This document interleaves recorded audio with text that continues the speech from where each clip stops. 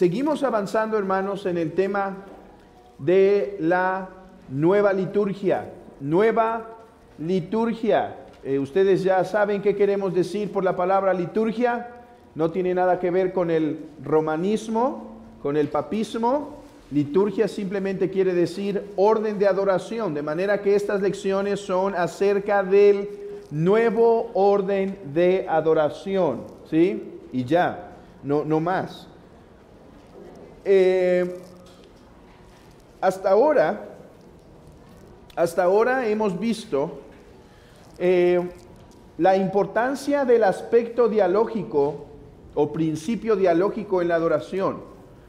¿Por qué en la adoración nosotros cantamos? ¿Por qué en la adoración nosotros decimos amén? ¿Por qué en la adoración nosotros nos ponemos en pie? ¿Por qué en la adoración nosotros asentimos con nuestro corazón? ¿Por qué en la adoración nosotros respondemos a algunos llamamientos del pastor?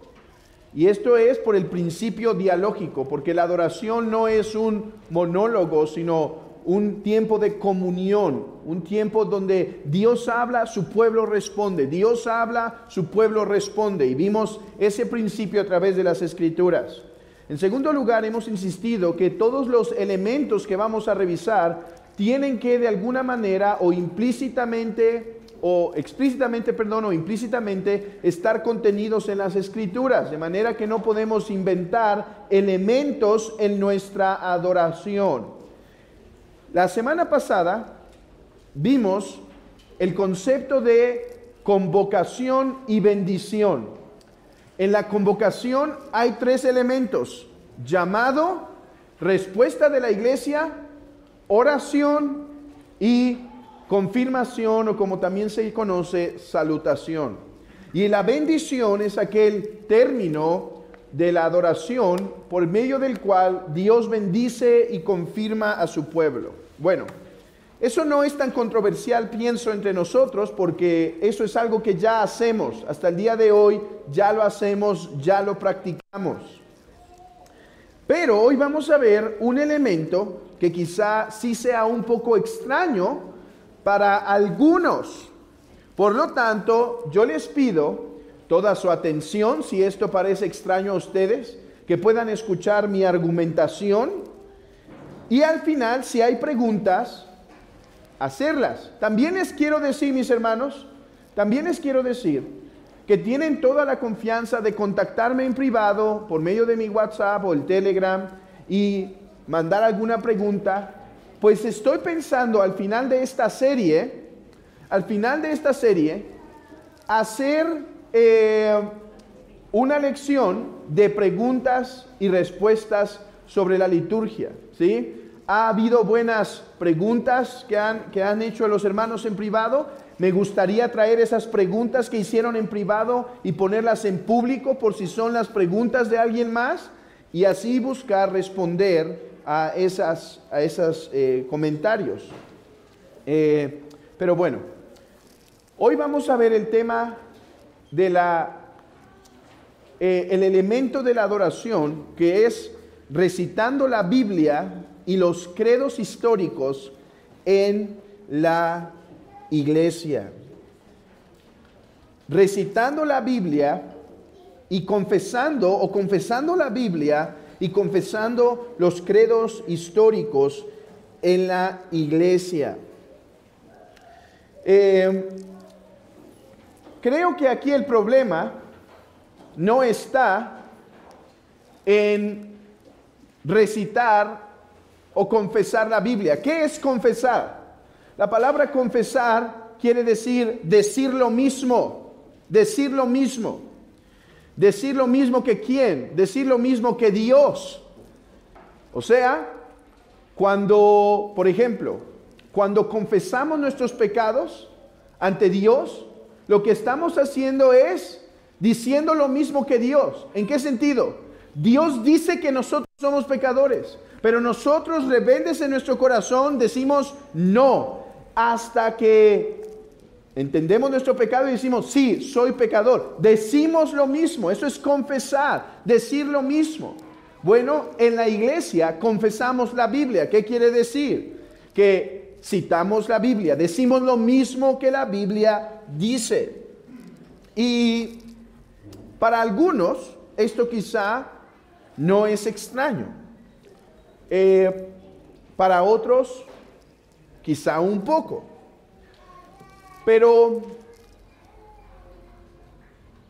el punto más extraño o el punto más complicado de lo que vamos a ver hoy no es tanto porque es importante recitar la Biblia, sino porque es importante recitar o confesar los credos históricos.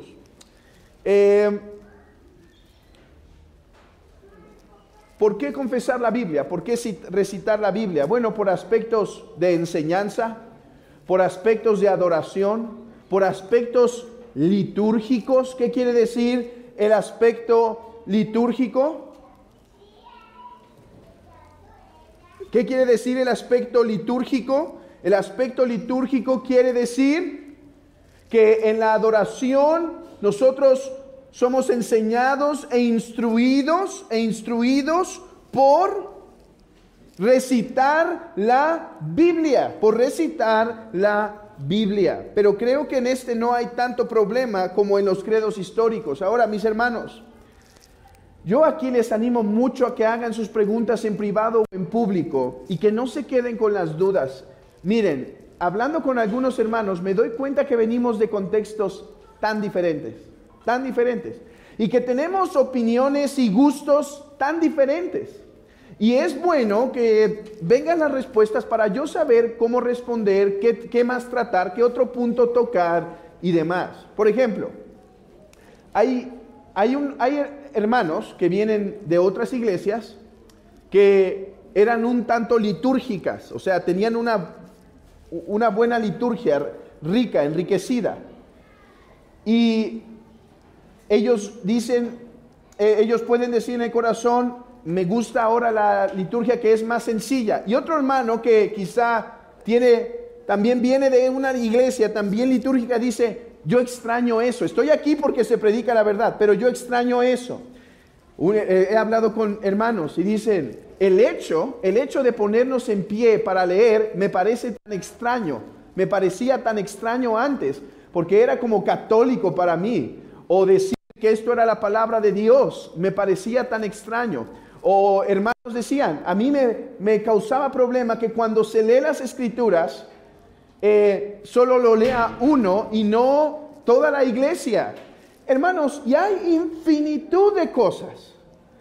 De manera que nosotros debemos aprender a resolverlas, a irnos puliendo de eso y ver que hay aspectos que son secundarios, hay aspectos primarios y tenemos que renovar nuestra mente sobre estas cosas. Muy bien. No voy a atender un desarrollo demasiado amplio de por qué vamos a citar la Biblia, porque creo que eso es algo bueno y pienso que la mayoría está de acuerdo que se haga, ¿sí? Recitar algunos textos de las Escrituras y demás. En el aspecto de adorar a Dios, por ejemplo, uno de mis deseos y de mis pensamientos es que confesemos el Padre Nuestro como un acto de adoración, diciendo, sí, tú eres nuestro Padre que estás en los cielos. Y aquí la iglesia te dice, tú eres nuestro Padre.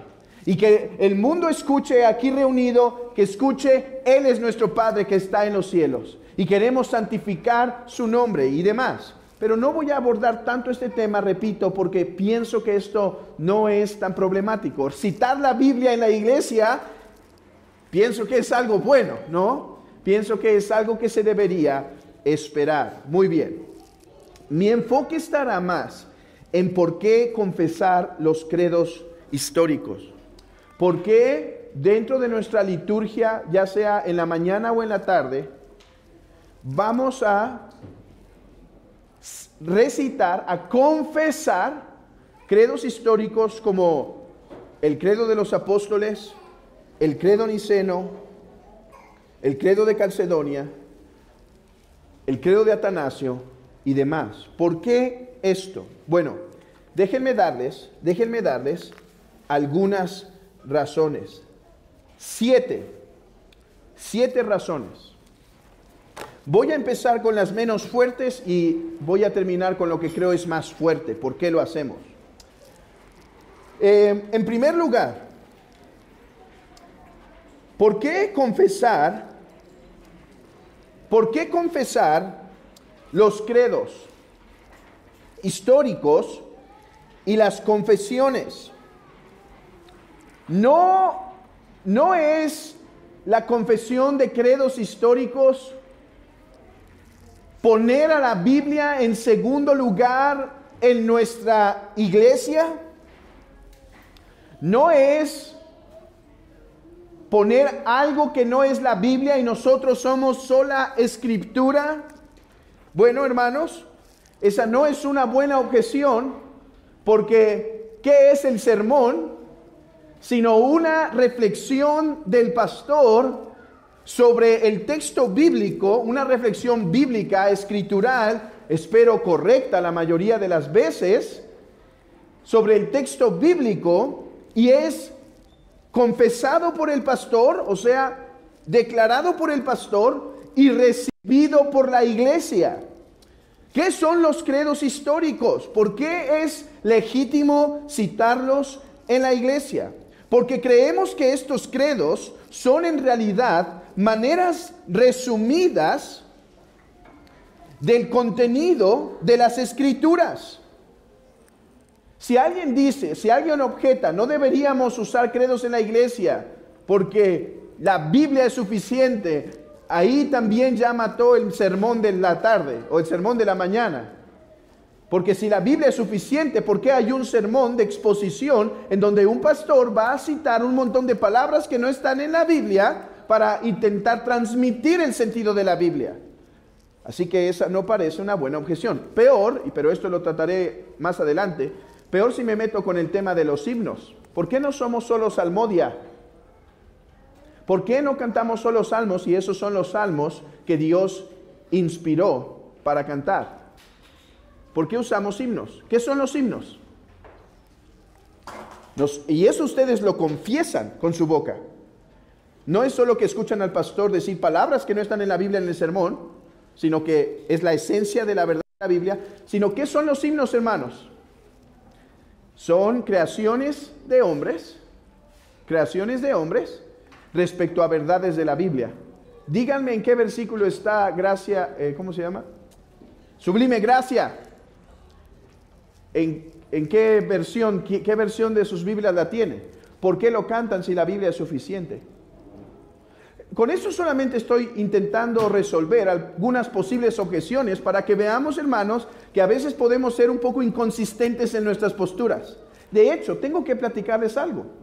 En la historia de la iglesia siempre ha habido procesos de cambio en donde las cosas se agitan un poquito. Las cosas se conmueven un poco. Por ejemplo, ¿saben que en el tiempo de la Reforma Protestante, tanto en los inicios como posteriormente, hubo también debates sobre la adoración? Porque la adoración citaba los credos, el credo de los apóstoles, entre otros. Pero esa no era la controversia, eso era aceptado por todos, que se debían confesar los credos. ¿Saben en qué estuvo el debate? En los himnos. De hecho, si ustedes conocen a un autor bautista particular que se llama Benjamin Keach, él se metió en un debate con los bautistas particulares porque uno estaba promoviendo el canto de himnos en la iglesia y el otro no. Hermanos, somos el producto de la iglesia evangélica del siglo XXI, en donde cantar himnos no es un problema para nosotros, pero recitar credos sí, aunque eso parece una gran inconsistencia. La única forma es que, vean esto, la única diferencia entre recitar un credo y cantar un himno, bueno, dos diferencias. Uno es la forma. El himno es cantado, el credo recitado. Aunque nosotros cantamos el credo de los apóstoles ya. Así que lo único que va a cambiar va a ser la forma. Dos, ¿cuál es la otra diferencia? Bueno, que el himno quizá tiene la aceptación, el más antiguo, no sé cuál pueda ser, Gloria Dei quizá, Pero de los que nosotros cantamos, vean esto, hermanos. Vean esto. Algunos pueden irse hasta el 1700, aunque algunos no tienen problema en cantar canciones de Sovereign Grace, Ivy, no sé qué más hay en nuestros días, ¿cómo se llama? Kate and Christine Getty, no tienen problemas. Y vean, los credos han sido aprobados por 2000 años de iglesia. Estos himnos, no tenemos problemas a veces en introducirlos y cantarlos y pedir al pastor y al pastor, hay que meter aunque tiene 3 años en la tradición cristiana y ya lo aprobamos. Hermanos, ¿por qué hubo problema con el canto de himnos? Por eso, porque los credos son aceptados y formulados por 2000 años de iglesia. Muchos himnos son el producto de nuestra contemporaneidad. ¿Qué hice en este primer punto? Solo intentar derribar algunas posibles objeciones. Ahora, ¿cuál es otra posible objeción? Bueno, parece muy católico. Bueno, los testigos de sin Jehová y ¿cómo se llaman estos? Los sabatistas, adventistas, dicen que reunirnos hoy es católico porque con Constantino se abrió la puerta a hacerlo. No nos juntemos. Si les parece a los adventistas católico juntarnos en domingo, pues hay que juntarnos otro día. O si les parece a alguno pararse en la iglesia muy católico, no nos paremos. Hermanos, tenemos que reflexionar sobre nuestras objeciones y ver si tienen fundamento o no. Bueno, si parece católico algo, veamos en dónde radica el problema.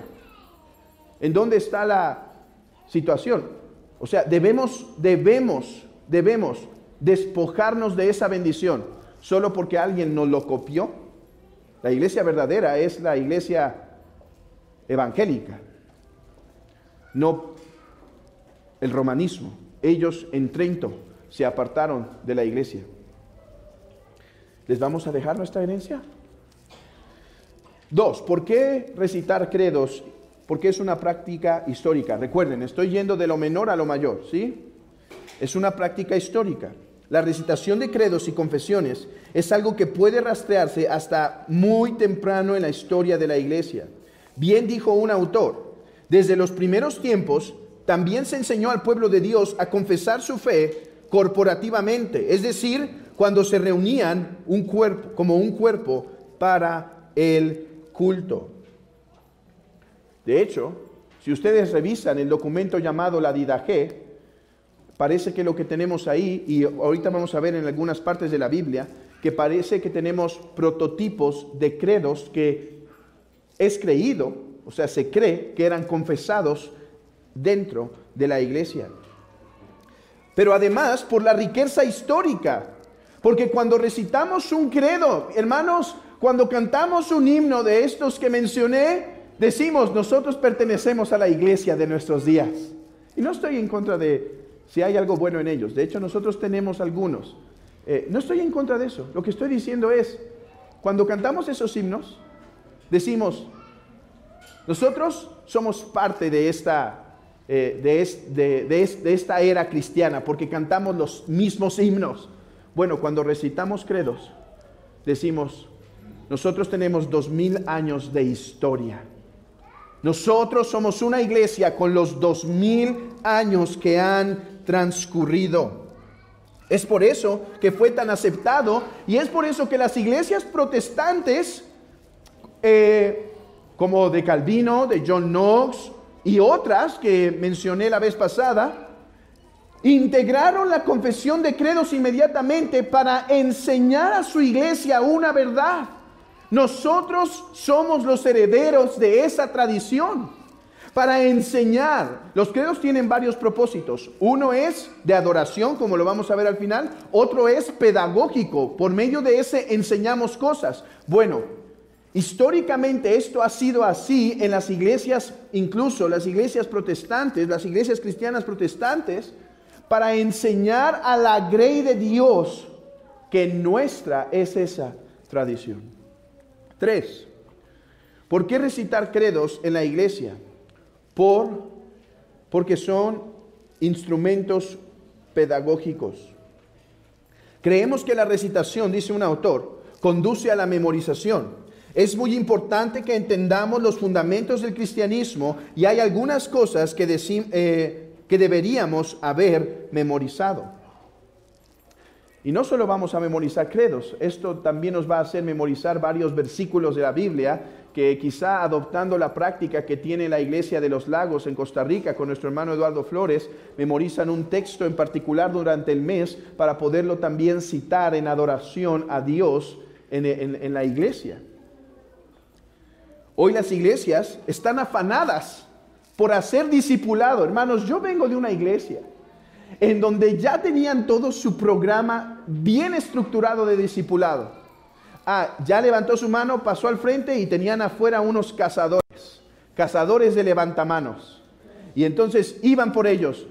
Te voy a dar un curso de discipulado. Tienes 7 sesiones, nos vamos a ver todos los días así, así, así. Después de esto está el discipulado y después sigue un curso de fundamentos y después sigue este curso y puedes después continuar. Y toda una estructura. Hermanos, hay cosas buenas en eso, no estoy diciendo que está mal. Pero el discipulado en la iglesia se da por el culto litúrgico enriquecido, por la oración de la iglesia los miércoles o cualquier día que se reúnan, por la comunión local, por estudios teológicos, por la enseñanza de la palabra, por la memorización de las escrituras, por tiempos de estudios particulares y también memorización de credos y confesiones. De esta forma, los creyentes van a ser enseñados a discernir cuál es la buena palabra. Teniendo teniendo en la mente esta estructura de credos, la iglesia va a ser apta para identificar. Este muchacho que está predicando, ¿creerá como nosotros? Porque no me suena. De lo que yo he memorizado no me suena. La iglesia de esta forma va a ser instruida para defender su propia iglesia, para defender el evangelio fuera. Que se tope un falso testigo de Jehová, que se tope con un hombre, con una mujer, que lleguen a tocar a su casa, pero ha sido enseñado a memorizar los credos históricos. Que me diga si podrá ser movido fácilmente con las escrituras. Y esto me hará a mí hacer quizá un esfuerzo de enseñanza, de hacer otra pequeña otro breve curso, para enseñarles los credos históricos. ¿Qué son? ¿De dónde vienen? ¿Cómo se formaron? ¿Cuál es su importancia? ¿Cuál es la base bíblica de estos y demás? Para que de así no solamente conozcamos los credos, sino la teología de los credos. 4. Los credos, dice Carl Trueman, un presbiteriano que está intentando empujar que las iglesias abracen más y más esto. Él dice que esto es un antídoto contra la modernidad. Los credos son un antídoto para la modernidad. Mis hermanos, yo les he dicho que la liturgia nos moldea. Hoy estaba meditando en esto, de cómo volverles a explicar esto. ¿Por qué es importante enriquecer nuestra liturgia? ¿Por qué es importante fortalecerla? Hermanos, porque recuerden, en la práctica habitual nosotros somos formados. Yo les quiero platicar algo que quedó marcado en mi vida, y fue el himno nacional mexicano. Durante un buen tiempo, ustedes saben, en mis días iba a la escuela y todos los lunes había honores a la bandera. Y entonces salíamos al patio por ahí de las 10 de la mañana, nos formábamos bien, ¿sí? Yo me pienso si los niños de homeschool saben hacer buenas filas. Eso sería una buena cosa, no para que canten el himno nacional, pero para que reciten quizá un credo en sus homeschools. Pero bueno, hermanos, cada vez que cantábamos el himno nacional y nuestra escuela tenía el privilegio de tener una banda de guerra, cada vez que escuchábamos eso, mi piel se enchinaba. Y yo ya estaba casi, creo, en la secundaria y demás, y yo tenía esto en mente: quiero ser soldado para defender mi patria. ¿De dónde saqué eso? ¿Sí? ¿De dónde saqué? Mis papás y mi mamá, o sea, nunca me inculcaron un patriotismo, nunca. Nunca eran personas de hablar de su patria, de hablar tal cual así. A lo mejor de su estado, ¿sí? Mi mamá muy orgullosa de su estado quizá, pero de ahí en fuera, de su patria como tal, no tanto, no éramos una familia así como es en los Estados Unidos. Pero hermanos, lunes tras lunes, tras lunes, tras lunes, tras lunes, tras lunes, cantar el himno formó algo en mí. Lo que cantaba iba formando, la repetición iba formando. Esto es algo que ustedes deben volver a tener en mente. Es importante enriquecer nuestra liturgia con Biblia, con credos, con mejores himnos, con salmodia. Es importante enriquecerla porque eso nos va formando y nos va transformando. Va habituando nuestros corazones. Y él dice entonces, Carl Trueman, y así tendremos un antídoto para la modernidad.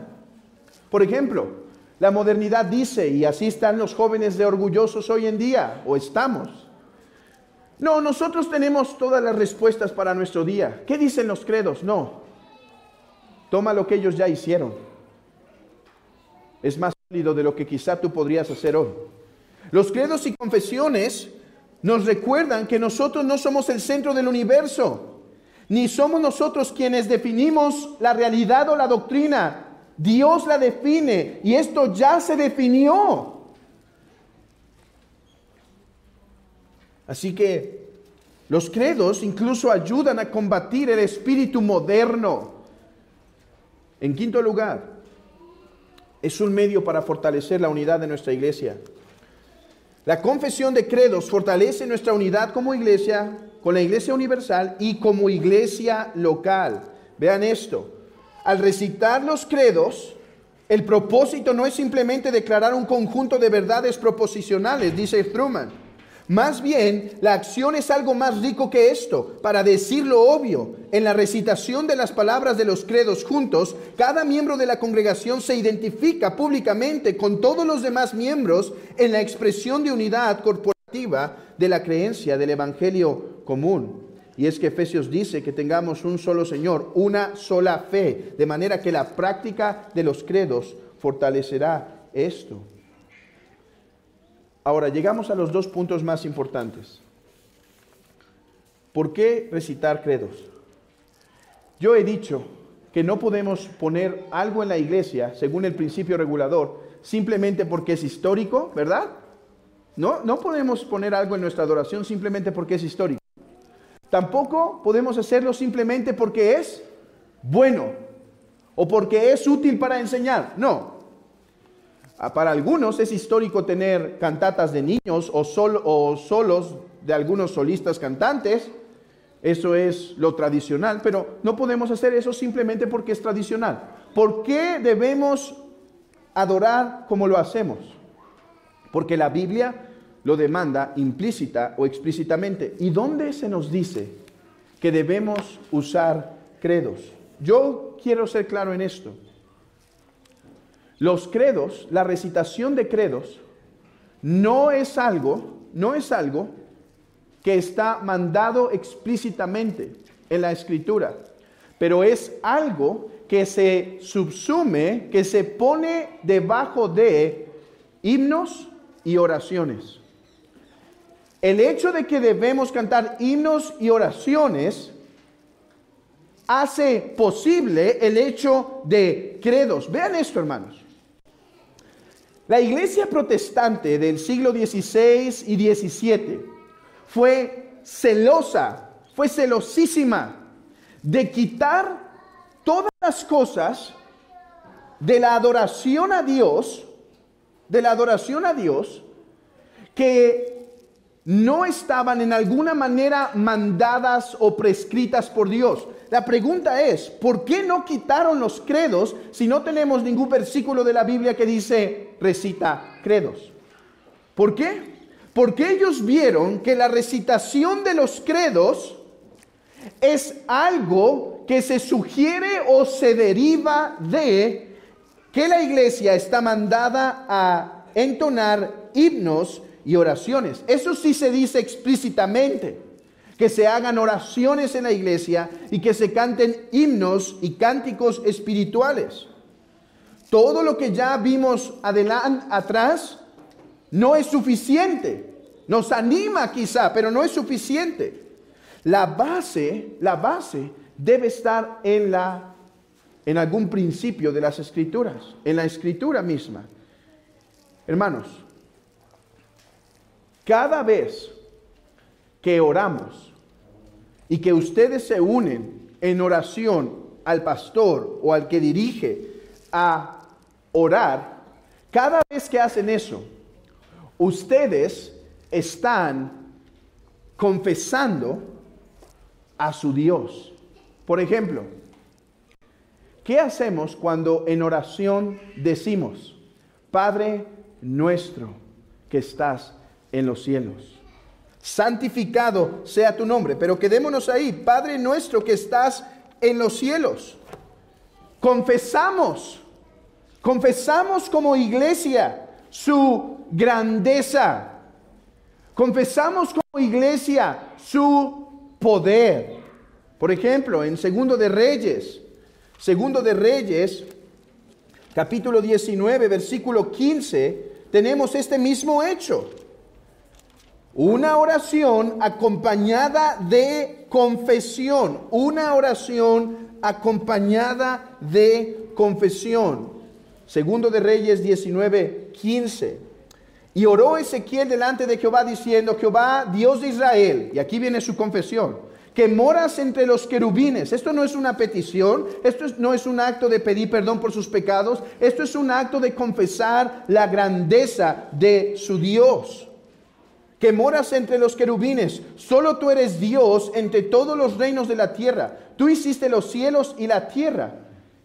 Estos son actos de confesión, de manera que la recitación de credos en la iglesia debe verse como un acto que pertenece a la confesión de oración, como un acto de confesión a Dios, algo que es legítimo. Mis hermanos, lo que quiero decir en sencillas palabras es esto: a la luz del principio, del elemento de la adoración, donde es legítimo y es un acto de adoración decir la grandeza de Dios, déjenme decirles esto: es legítimo como iglesia confesar unánimes la grandeza de Dios y sus grandes obras entre nosotros.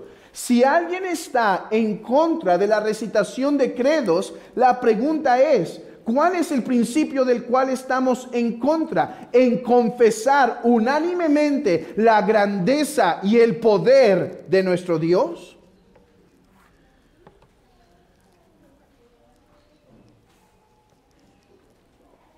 Por ejemplo, en la didaje que cité hace un momento, se requiere esto, dice, después de hartarnos, de haber comido, haberse llenado, así dad gracias. Y pone una confesión. Te damos gracias, Padre Santo, por tu santo nombre, al cual hiciste habitar en nuestros corazones, y por la ciencia y la fe y la inmortalidad que nos enseñaste por Jesús tu Hijo y siervo. A ti la gloria en los siglos, tú, oh Señor Todopoderoso. Esto es una confesión. Lo creaste. Y etcétera, y sigue la acción de gracias.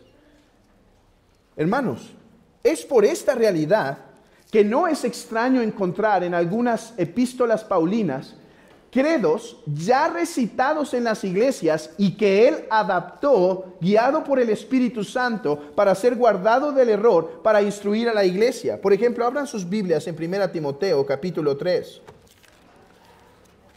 1 Timoteo 3, 16. Esto es un himno, esto es un tipo credo que era repetido en las iglesias y que Pablo adoptó.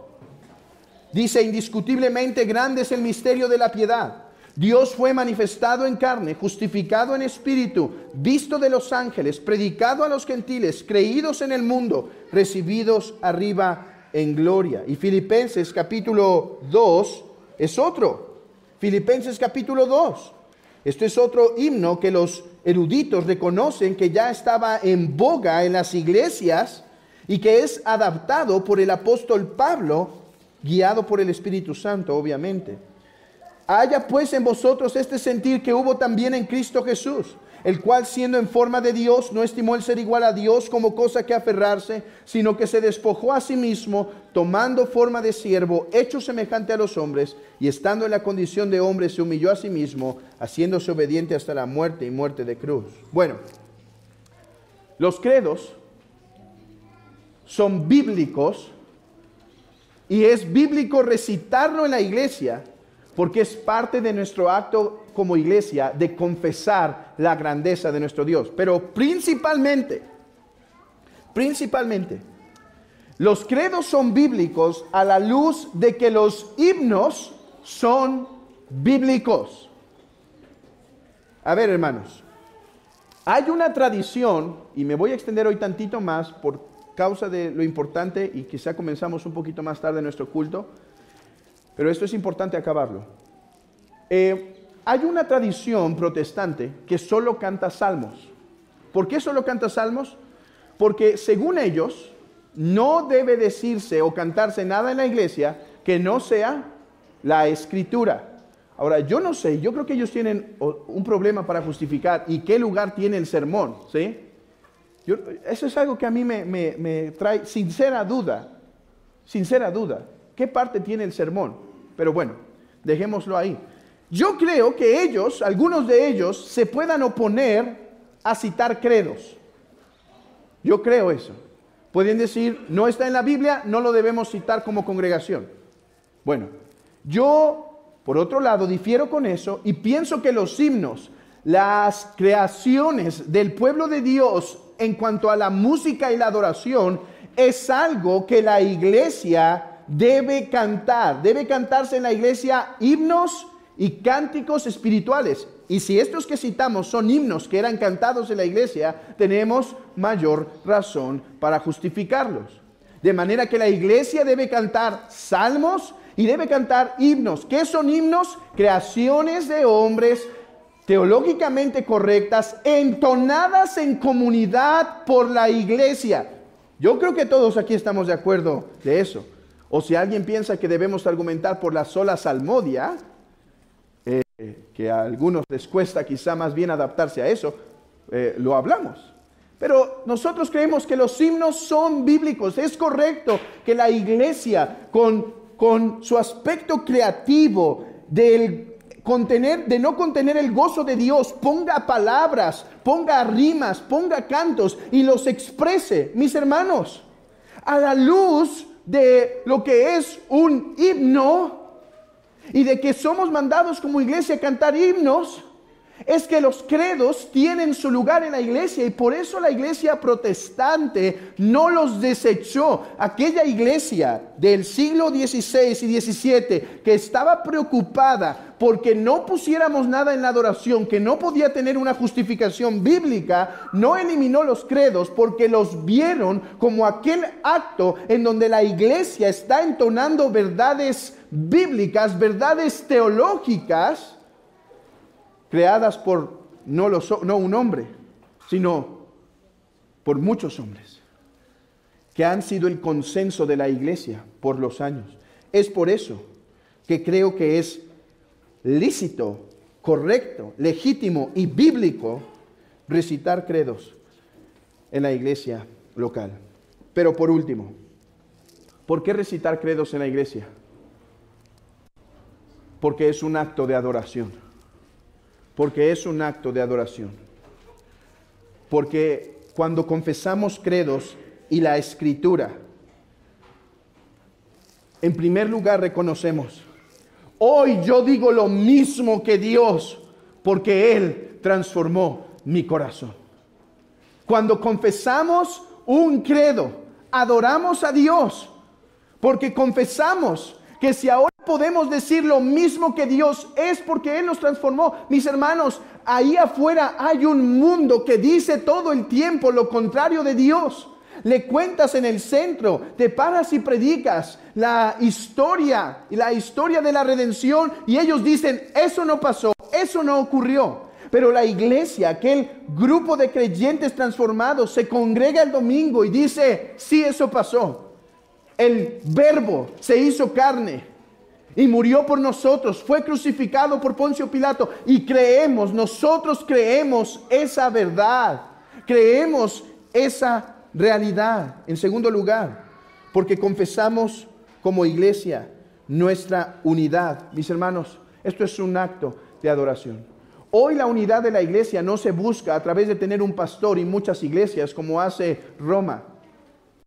Hoy la unidad de la iglesia se confiesa cuando todos confesamos lo mismo. Cuando la iglesia de Cristo confiesa credos, está adorando a Cristo al decir, Padre, creemos lo mismo que la iglesia ha creído por 2000 años, y creemos hoy, junto con todos nuestros hermanos, una misma verdad. Y esto es un acto de adoración, mis hermanos. Confesamos credos, no principalmente porque son históricos, porque son buenas herramientas pedagógicas, porque son buenas herramientas de instrucción y demás. Confesamos credos porque Dios está viendo a su iglesia el domingo en la mañana, y su iglesia está diciendo, Señor, nos unimos a la fe de tus santos. Quiero que tú seas adorado, porque Cristo oró que la iglesia sería una, y hoy queremos decir, sí, Señor, es una. Tenemos un mismo credo, tenemos una misma confesión. Es un acto de obediencia. Se nos manda a confesar con nuestra boca que Jesús es el Señor. Hermanos, y estoy de acuerdo con lo que un teólogo dijo. ¿Y qué son los credos sino la exposición de esta frase? Jesús es el Señor. ¿Saben que alrededor de esa frase es que todo el desarrollo teológico se ha hecho en la historia? En clarificar qué significa que Jesús es el Señor, o que el Logos se hizo carne. Es una explicación, porque vino Arrio y dijo, Jesús es el Señor, significa que Jesús es un mero hombre, el cual vino a enseñarnos el camino hacia la moralidad. No, Jesús es el Señor significa que Él es el Dios de Dios, la luz de luz, Dios verdadero de Dios verdadero, quien nos ha dado salvación. Esos son los credos, la confesión de decir, Jesús es el Señor. Y en cuarto lugar, la iglesia adora a Dios cuando confiesa credos, porque cumple su comisión. Cumple su comisión. ¿Cuál? Ser columna y baluarte de la verdad. Oh, hermanos, meditar esto en la semana me animó mucho para seguir empujando el trabajo pastoral en esta iglesia, seguir capacitando hombres en esta iglesia, seguir intentando avanzar incluso fuera de nuestra iglesia, pero concentrarnos en la iglesia. ¿Por qué? Porque hoy la que tiene la responsabilidad de guardar la verdad y predicar la verdad que puede dar salvación al mundo, no es un canal de YouTube, no es un apologista levantado en conferencias o en internet. No son meros libros lo que es parte de, pero no son los que van a defender. ¿Saben quién tiene la responsabilidad de ser la que guarda la verdad? La iglesia. Hermanos, y la verdad no comenzó con nosotros. Está en las Escrituras y ha sido 2000 años. Cuando recitamos credos como iglesia, estamos diciendo, Señor, el depósito que nos has dado a través de nuestros padres, lo estamos guardando. Hoy todavía lo confesamos. Hoy todavía lo resguardamos. Y esto es un acto de adoración al Trino Dios. concluyamos aquí. Hoy no, por el tiempo, no abriremos espacio para preguntas abiertas, sino se pueden acercar en privado, pero vamos a terminar porque ya nos extendimos 10 minutos de lo planeado. Oremos a Dios. Señor,